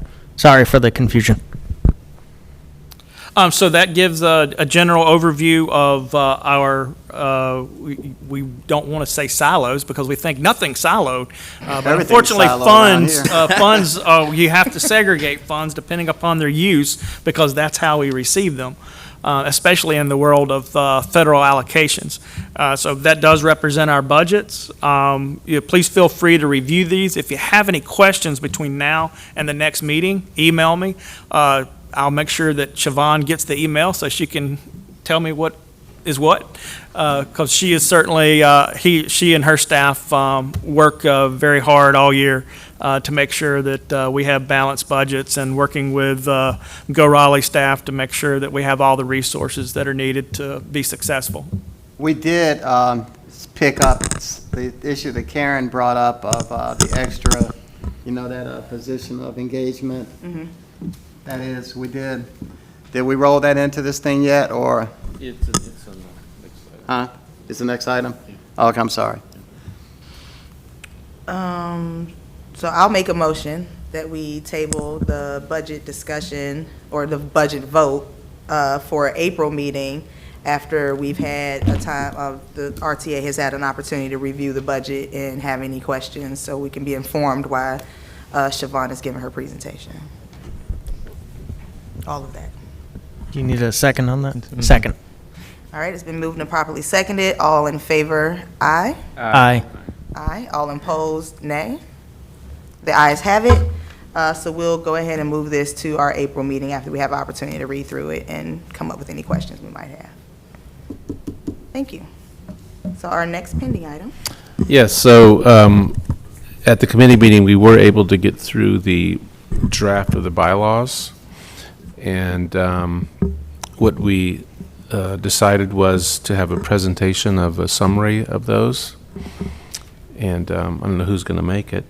And then we would all have a chance to read it before the next meeting and discuss it. Yeah, I wonder who's going to make that presentation. Should we do this the same? Just a question. Should we do this the same as the budget? Yeah, so I'm not sure if we have a presentation ready today. Obviously we have one because Okay. we saw it in committee. We did want to get the bylaws out in a first draft vetted form so that everybody could take a look. And then we would be bringing that back for. Oh, I thought there was going to be a high-level overview. Yeah, but- consideration. I'll be happy to check, but I did not think that was on the I don't venue see certain today. people getting up ready to run up here. Okay, So maybe we Well- need to just hold it to April. If you have Yes, the- so that's you do fine. have the actual draft in your package. So please look through that, and we'll certainly be prepared next month to do a deeper dive. Also, if you have comments, I would suggest that let staff know or the chair, Mr. Stevenson, know. That way we can incorporate any of those changes as we'll be still bringing this forward at the next committee meeting. So if someone has a concern about the bylaws draft form, do you want them to bring it to Michael at that subcommittee meeting, or wait until the full meeting to bring them about? No, I would think that would be very valuable in committee so that the committee could talk about those issues. Send them right If you along. would like to send them directly to Michael, that's fine, or we can facilitate that. You can send those to any staff member, and we'll make sure that gets to Michael. That was going to be my suggestion, that if people have an opportunity to look over the bylaws, and if they can at least give feedback to Michael before, if they can't make the next finance and policy meeting, to at least give feedback to Michael before the next meeting so we can hammer it out in committee and then come here with a more polished product for the presentation. and everybody's always welcome. They're fun meetings. Yeah, we're pretty good at polishing stuff, aren't we? I appreciate that. I did have a question, just yesterday, there was an email where I was informed that the city attorney's office is looking at drafting code of conduct for all committees and all authorities, which actually I find would be helpful because there would be uniformity citywide. Is that in fact happening? I would unfortunately have to say I would have to verify that. Okay. But I can say that the adopted boards and commissions ethics policy or or policy is in your handbook currently. Yeah. So it sounds like that would be a revision. I would, that's under development? Yes. Okay, so it's verified, yes, that is under development, and we'll follow that now that we know that. And so the certainly reason that I could bring be- it up is, as you're reviewing this, just keep that in mind. Correct. That whatever comes out from the city attorney's office would likely supersede this, that what has been drafted in committee. Does he know when he'll have, I'm sorry? does he have an idea of when he'll? All I know is what I just said. So don't I can know find out yeah. additional information to make sure that I have that available at committee. Okay, that'd be great. That's consistent with everything else that's going on anyway. I have a question. So I know that, and I don't know if this is for policy, but I know that City Council just passed a resolution to remove people from the authority or to, after their service time is up, for going forward after Morris, that nobody who, I guess, is contracted or works for the city or staff can be on the RTA. I know that was something put in place by our the great Mayor Leitner, because he wanted there to be a voice for operators on the authority, so we can make sure that we're always in line with making sure that we know what's going on out there. I know that we can't override what he said, but is there a way that we can have an operator, even if they're like auxiliary in some way, so we can have at least feedback from them about what's going on, so that we don't become out of touch, which is my concern with making such a move. That Do we have a copy of that language here for us to review? you sent it to me. It was circulated. Yeah, it was but we don't have it on hand, but I'll try to make sure, if we can make sure that the resolution that was made. Who sent that out? Nathan, right? No, but who sent? I think I sent the link. Yes. Yeah, okay. But is there a way, and I know that we can't go but so far with whatever steps he's trying to put in place for us not to be able to do certain things, but is there a way that we can have somebody here who functions somewhat as auxiliary, so that, like I said, we stay in touch, that we still have that opinion to add to the context of whatever decisions we're making? I would say that we will, at a staff level, we can review other boards and commissions and see if examples of that also exist in other locations. And we can bring that back and have that available either at a committee of your choice or certainly at the full body in April.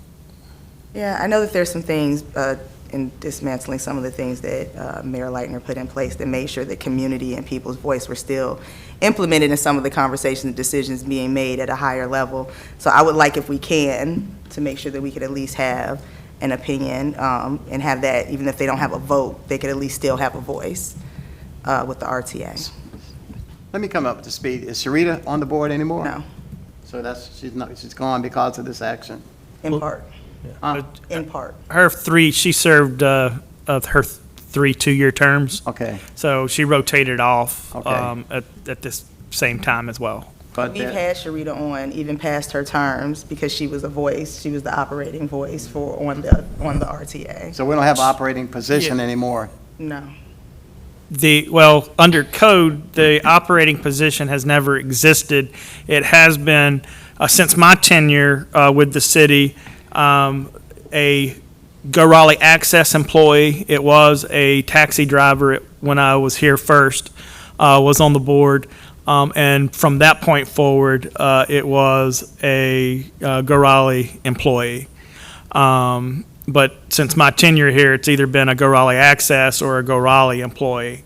That has been, again, a non-code rule, something that council had been doing over time. And now we're not going to have one.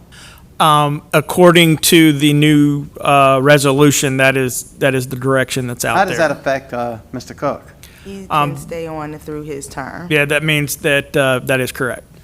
which is, All right, I think that Morris should stay. I'm Well- not saying that staying on Morris is through his term is because I think he adds a voice here. It just, I don't know. what was Corey's recommendation on that matter, to Lula? That was Corey's resolution that he put forward to do this. I need to talk to Corey, yeah. Okay. Next order. of All right, business. great. on the agenda is, All right, so we had a very informative, interesting presentation by a new staff member. His name is Ryan Boven. Did I pronounce it right? Boyven. And it was in response to an inquiry about how can we serve low and no income people. And he did a survey of cities across the United States. And we learned there are a surprising number of strategies that different systems are doing.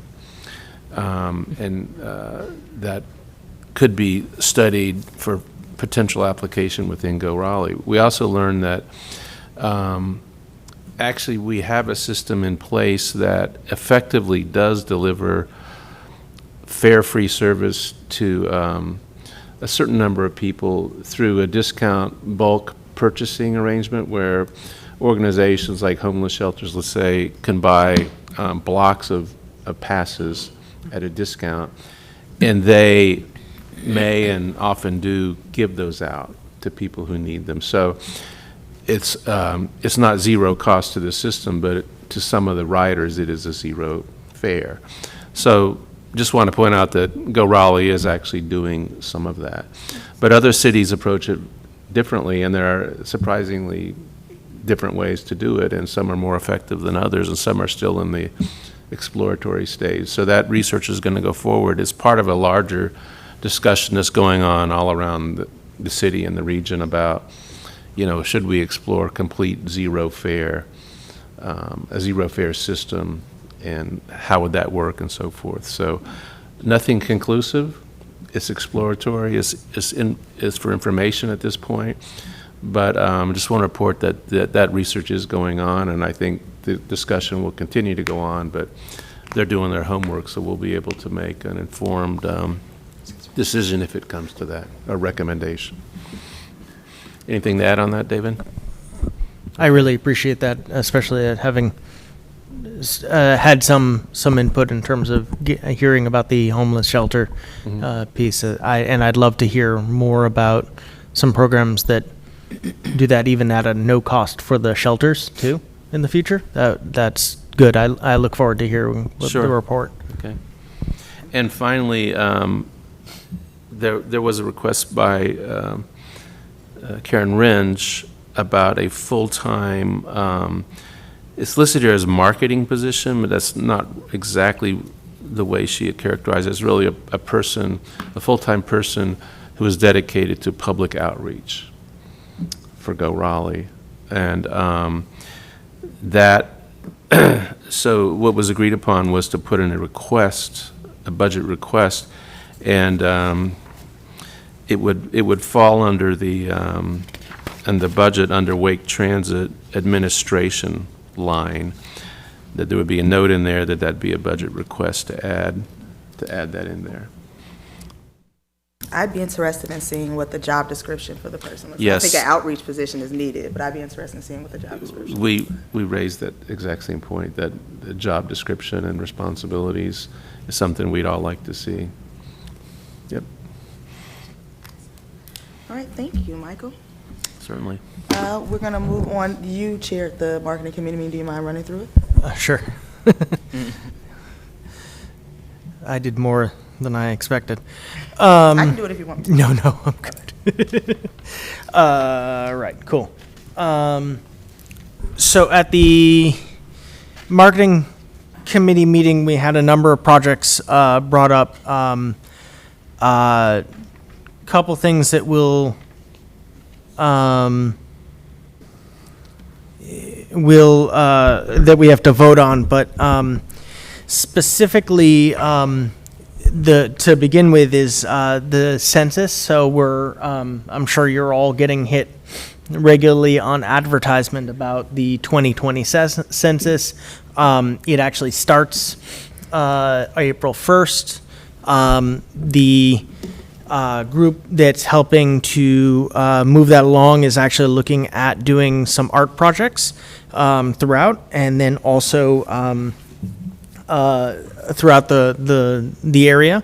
2 locations in Southeast Raleigh currently, and then they're asking us if we can help with regards to getting the word out. Now, for how this affects us specifically is that federal money is dispersed based on population data. So a better count actually gives us the opportunity to both access money from the FTA in other ways, but also the state gets money for stuff that we can access through the state specifically, and then the county as well. So it helps from a financial standpoint if we get an accurate count. Just as an odd thing, and my takeaway from that meeting was that in 2010, apparently they missed 25,000 children who are now 10 years older and using our systems and our roads and our infrastructure and stuff like that. So there's a In the city of Raleigh or in Wake County? in Wake County. In Wake County. So it is worth it to us to get this right. So they asked if they could do five queens and 5 tails. Yep. 5 what? Queens. 5 queens. So the queens are the smaller side, the door side of the bus on the side of the bus. So those are the queens, and then the tails. The interesting thing on the tails is that there is a lot of availability. There is not much interest in tails, so we won't be needing to replace. We're not losing any money on that one. But they're asking for us to waive the fees for the cost of doing that. The marketing committee seemed to think that that was a good idea. I myself included, and it passed with uniform But they are paying appreciation. for their own installation and upkeep. What is the art in all of this? Is this some, I was thinking that we were going to have some event or something that people that were artists could come in and do some drawings and so Well, forth. that's art explosion, and that's different. Art exposure. Exposure. Explosion. I'm familiar, I remember that. This is something that they're specifically doing, NC Counts is doing for the census. They're doing it in collaboration with the city of Raleigh, with Wake County. So what's the art part? They're just using art as a medium to draw people's attention to So- information. So they had examples of where children had actually developed messaging about the census, and they were So going to we're put that on put an that out there. ad. I got Yeah. that. Yeah, so. Okay. But they were going to use community or children art to actually express that The you importance. need to make sure that you're counted. Now, the children that we're going to feature, children in Raleigh or just No, some it's not generic- pictures of drawings. children. It's just, Huh? it's The the kids art have made by the art. children. Yeah. The kids are making the art. Yeah. Well, now it makes a whole lot more sense. It's youth inspired art, and yeah, so it's just more of that in there because there was a severe, to Nathan's point, of undercounting, and that affected the tax Yeah, but dollars. local kids have come together and put this art together, and then we're going to put it on the side of the bus to promote kids being counted, so forth and so on. Yes, and I know that one of the art pieces was done by one of the guy's daughters, I think you said, am I making Yeah, that up? that's the So, gist yeah, of it. one of the pieces was done by one of the guys who was presenting's daughter, and it's for I think it's Kids Count is what it's called, or something like, it's a campaign that they're doing to make sure that young people are counted, and they're using young people as the medium, the artists for the ads. Thank you. So the committee recommended this, so we're taking this forward to the board overall. So I'm going to make a motion to that we grant the census group, the Census 2020 group, the NC Counts group, 5 queens and 5 tails. Second it. All right, it's been moved and properly seconded. All in favor of giving the NC Counts Group 5 Queens, 5 Tails, say aye. Aye. All opposed, nay. All right, the ayes have it. All right. Perfect. And so the next thing is name change. This is something that we've had in discussion quite a bit for a while. Really? As you know, we are nicely referred to when people like us as the RTA. but there's also another RTA within this area, the Regional Transportation Alliance through the chamber. That's It Joe also- Malazzo's group. Correct. All right. There's also some confusion because while it says Raleigh Transit Authority, we're very well branded as Go Raleigh. So the marketing committee looked at moving an item forward that would reflect our overall name as the Go Raleigh Transit Authority or GRTA. GRTA. We just added So a we're G. just putting a G in front of the whole That's all. thing. Correct. Yeah, Done. yeah, that's great. And luckily, there's not a lot of confusion anywhere regionally with that, so we're in good shape. The committee thought that worked well and moved it forward and wanted to pass it to the board. I'm going to make a motion here to accept the Go Raleigh Transit Authority or the GRTA. Shane, that doesn't actually phonetically say something, but yeah, I'm down, I'm good. Yeah, go second that. So moved. All right, it's been moved and properly seconded to change the Go Raleigh Transit, to change the Raleigh Transit Authority name, the RTA's name, to Go Raleigh Transit Authority or GRTA. All in favor of changing the name, aye. Aye. Aye. All opposed, nay.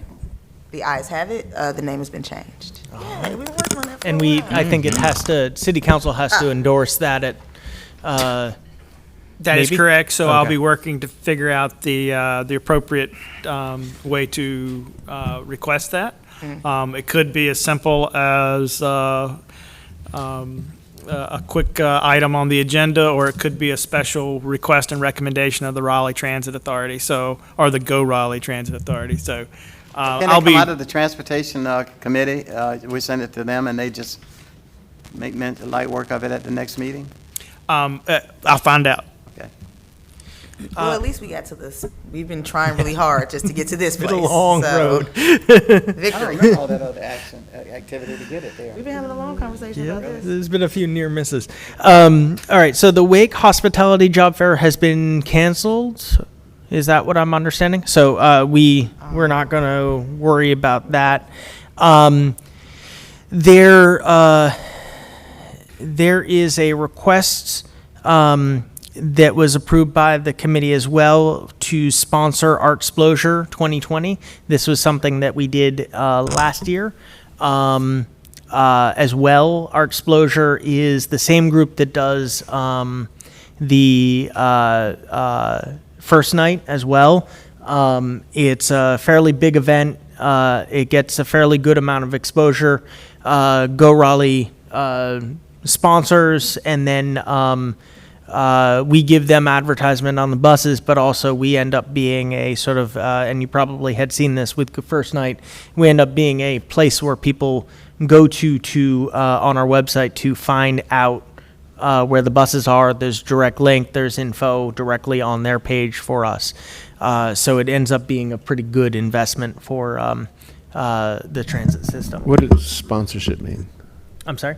What do you mean by sponsorship? So it's, do you want to talk about? Yeah, so this would actually put advertising for Artsplosure on the rear of 5 buses. Oh, it's We would- advertising. Yeah, we would pay for the installation and removal under this scenario. However, Artsplosure would promote us on website, their printed materials, and other promotional materials. We're not giving them money. That is correct. So this Okay. is just an in-kind exchange for advertising betwing the two agencies. That would be your committee, Michael.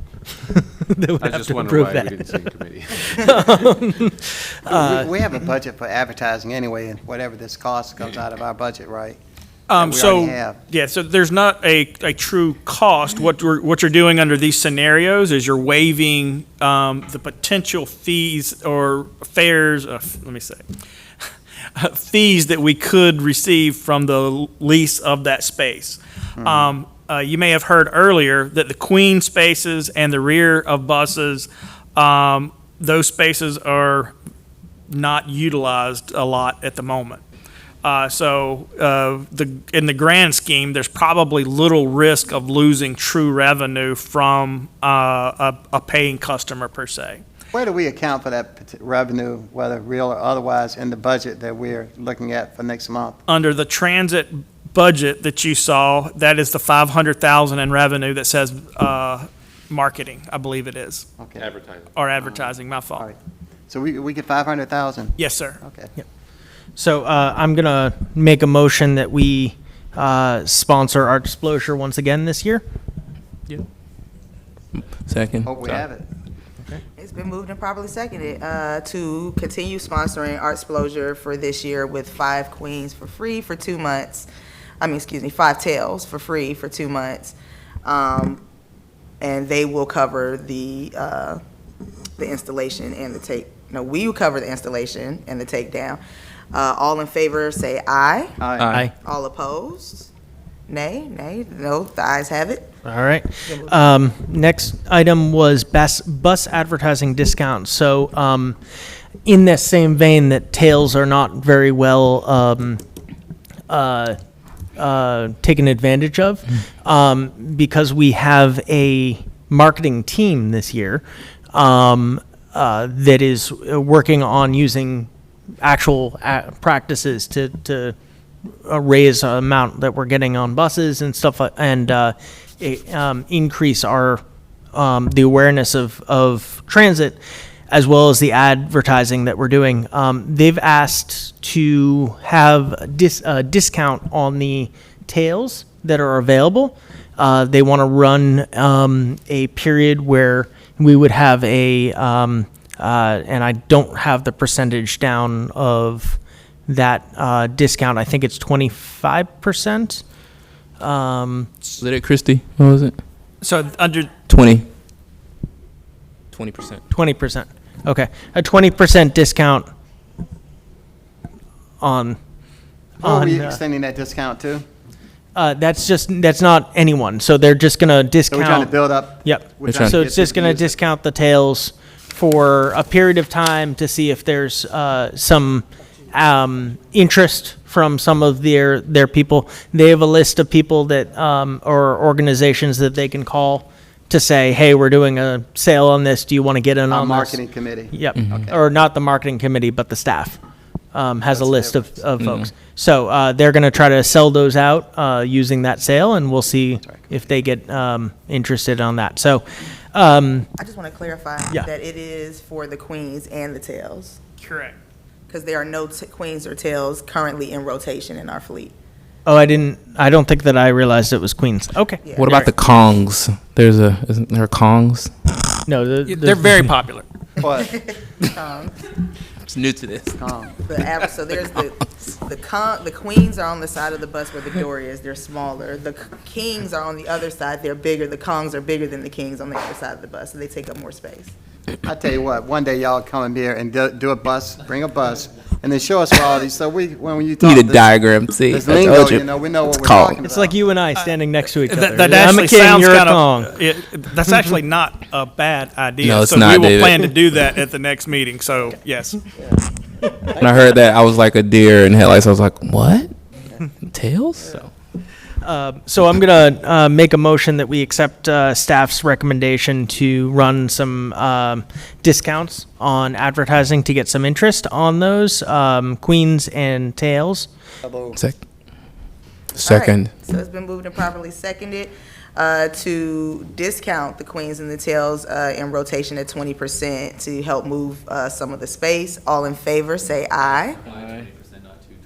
Oh, by 20%. By Excuse 20, me. yes. Thank you. Yeah. Because that could have been bad.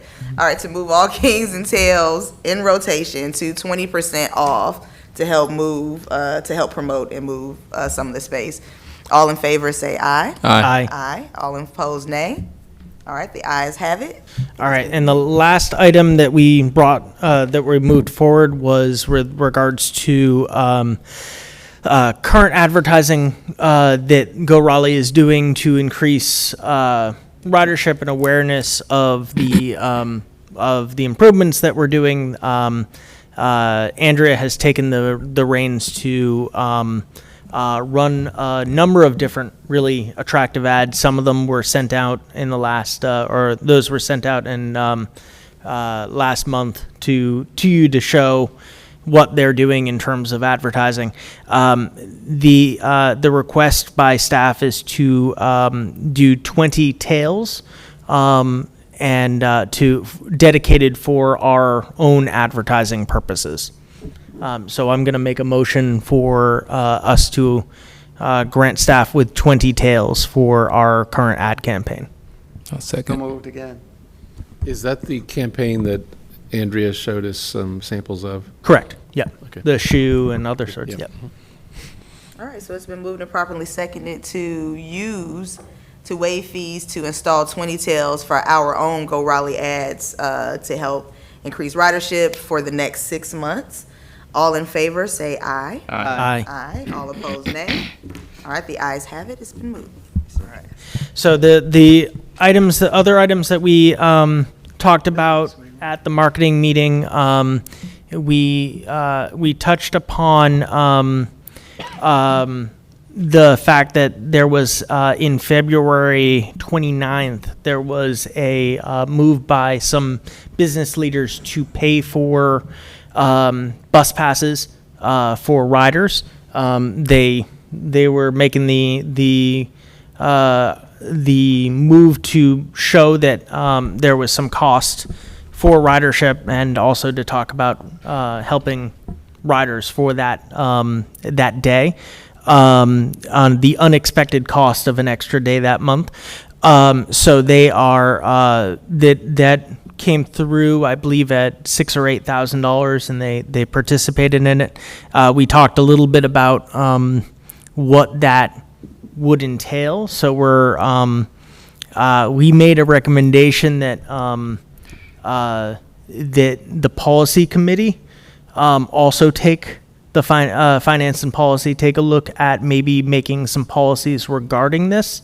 If another business comes along and has an interest in sponsoring a day or a week or something around that, currently staff is making it up as they go along, and they're doing the best they can with that, but we don't have any SOP currently put together for how that moves forward. Nathan, so are you saying that on the 29th of February, everybody that rode the bus rode free?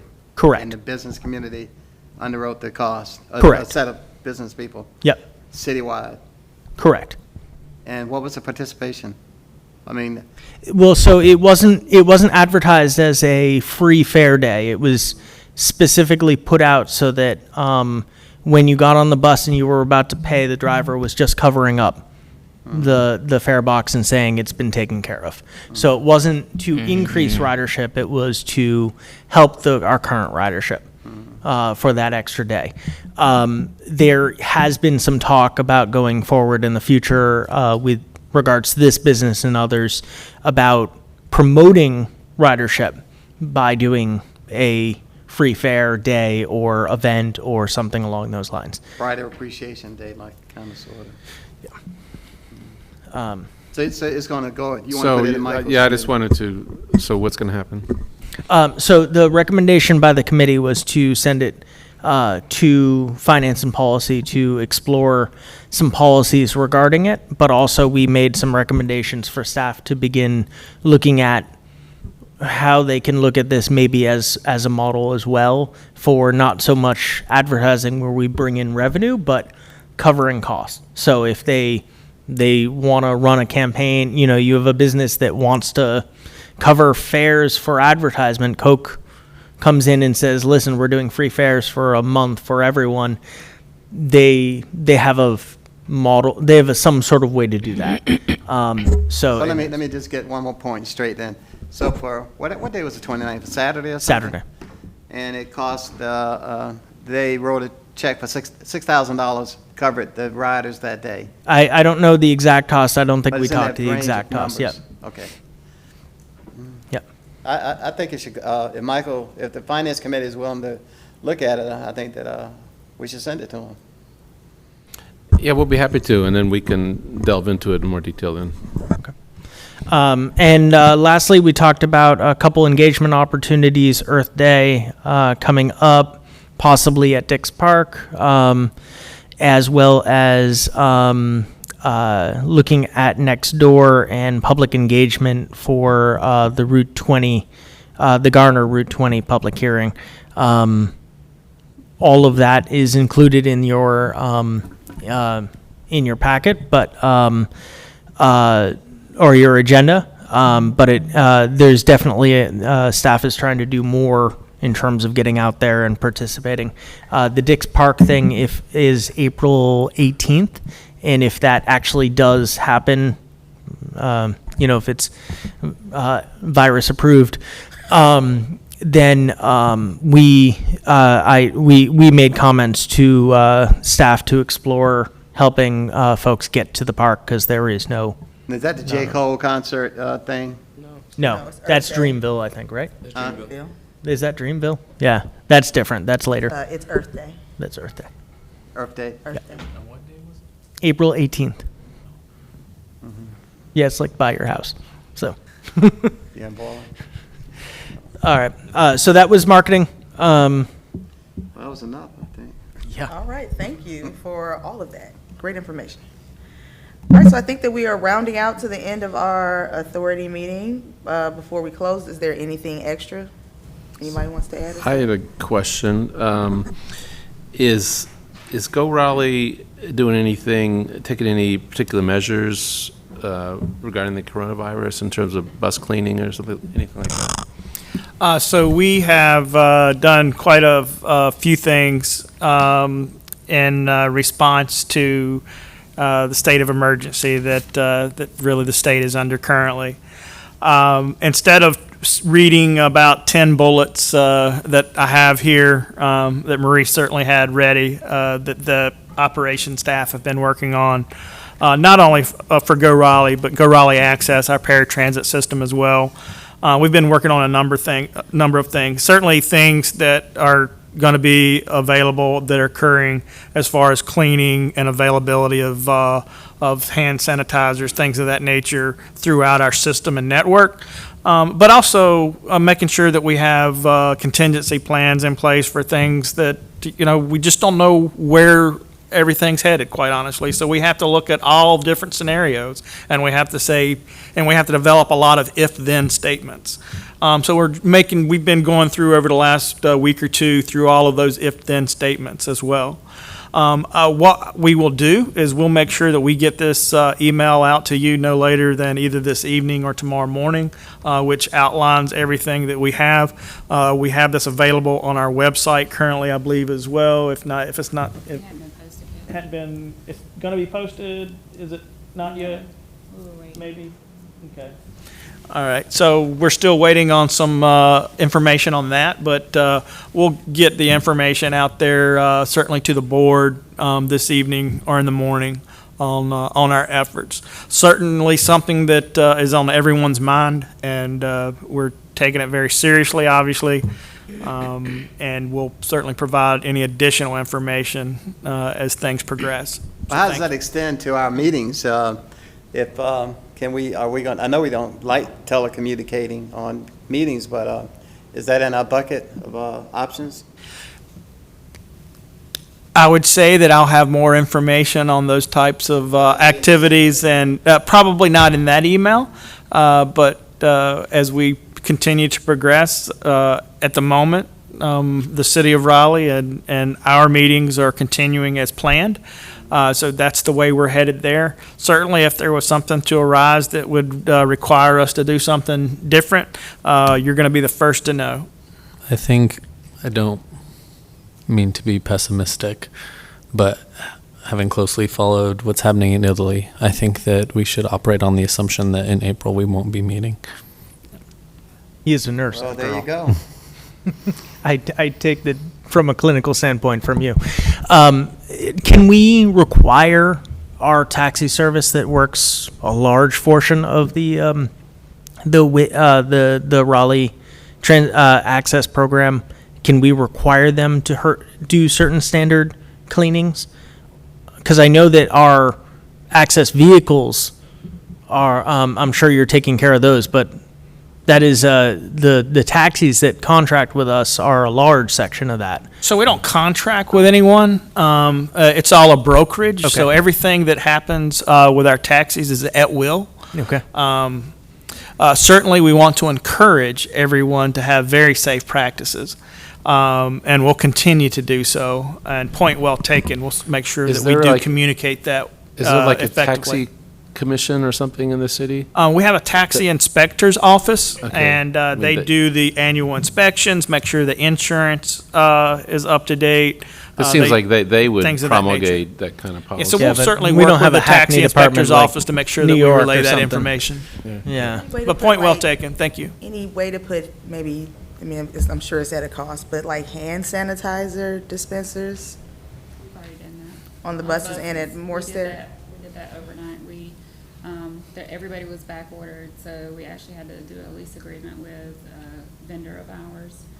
So we had to wait until yesterday to get everything. We got 210 pumps last night, and they were installed by 10 o'clock this morning on every single unit. Okay, perfect. Are they secured? Or are they? Okay. There's one in the operator's compartment for their personal use, and then there's one for the public to use as well. Look, if we hold the private sector taxi drivers to a standard of what we're discussing here, are we going to also imply that we want the same from the other providers, Lyft, Uber, and those other characters out here?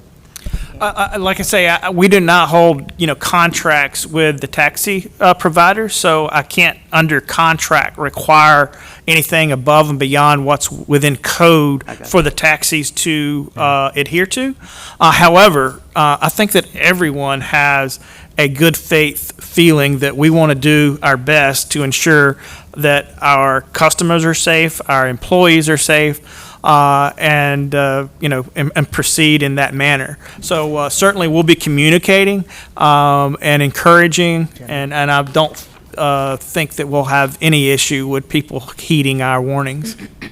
Okay, because, our ridership in general is exposed, and that's a concern, but particularly with this particular virus, and I know I'm not telling you anything new, those on access are probably more so exposed to this, and anything that we can do, and I'm not so much telling you, I'm trying to say this in a open session, so to reflect up to city council. Correct.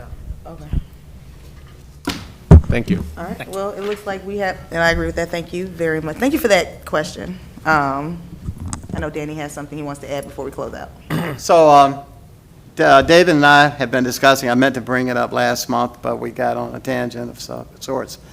But I'd like for us to have a day trip, or in this case, a day and a half trip, up to Alexandria and Arlington to look at how that the BRT has been built out, and maybe we can engage some of the like some people on the Newbern Avenue corridor group and others on that trip with us, and hopefully, instead of it, we thought about going and spend the night, but just get up early in the morning and go through Alexandria and then Arlington, and then come back here. But I'd love it, and then we can. And I think there's some applications there that will mimic what we have on Newbern Avenue, and then everybody can get an understanding of how the pieces fit together.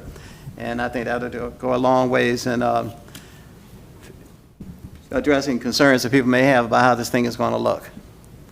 I So agree. that, I think I put that out there. I think that even making it slightly bigger, and if we can plan it around when they have their meeting, the authority there possibly has their meeting, and maybe they can do something where they talk to us about it, and then we can justify staying. We package it, it's fine with me. I just like to see a package.